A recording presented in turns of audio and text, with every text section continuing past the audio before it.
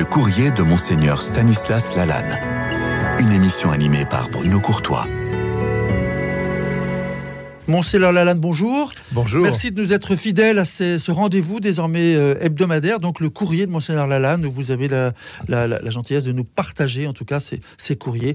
Alors, on a déjà évoqué cette lettre de Mélanie qui a 18 ans. On le disait, c'est évidemment un prénom d'emprunt parce que par discrétion, vous avez voulu changer tous les prénoms et c'est bien normal. Donc, Mélanie, je le rappelle, elle a pensé au suicide, elle a tout juste 18 ans, elle a été élevée finalement sans l'amour de ses parents qui se sont séparés quand elle était très jeune. Elle a pensé au suicide et puis tout d'un coup, vous le disiez, voilà, elle est rentrée dans une église et elle s'est dit, elle a raconté sa vie au Seigneur. Une vie infernale, je disais ça la semaine dernière. Et elle prend tous les médicaments, enfin tous les barbituriques pour en finir. Mais elle se dit, je vais quand même me promener 1 heure parce que j'ai envie de regarder mon quartier, de contempler les immeubles. Et voilà qu'une voix intérieure lui dit, rentre dans cette église. J'ai dit ça souvent aux prêtres. J'ai raconté cette histoire et j'ai dit aux prêtres, je vous en supplie que les églises dans notre diocèse soient ouvertes. Voilà, j'ai noté porte ouverte. Ça, c'est vrai. Oui, c'est essentiel, et j'y reviendrai sûrement dans les semaines qui viennent.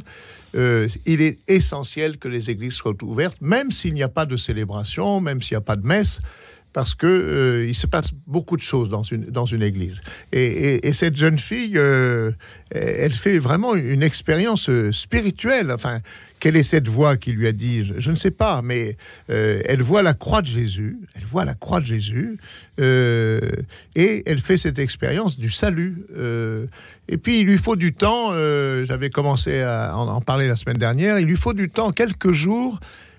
Comme culpabilisé d'avoir arrêté son geste, un petit peu quelques jours pour que elle découvre que sa vie était changée et que elle découvre que c'est un appel de Dieu et elle demande le baptême.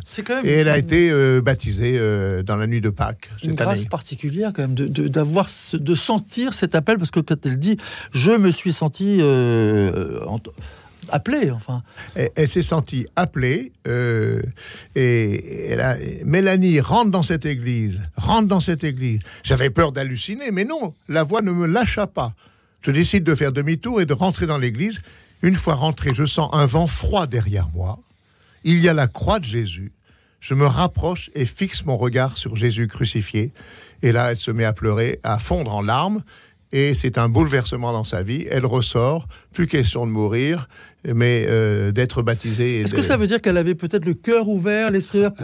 Il faut être attentif. C'est-à-dire que le Seigneur a travaillé dans son cœur, peut-être même quand elle ne le savait pas encore. C'est souvent après coup, peut-être que dans d'autres émissions on se redira ça, c'est souvent après coup que on se dit, mais le Seigneur était là, mais je ne m'en rendais pas compte. Et puis voilà qu'il y a un déclic qui fait que il y a comme une illumination, une révélation. Alors, en tout cas, c'est un message plein d'espérance. Merci, Monseigneur Lalanne. Merci.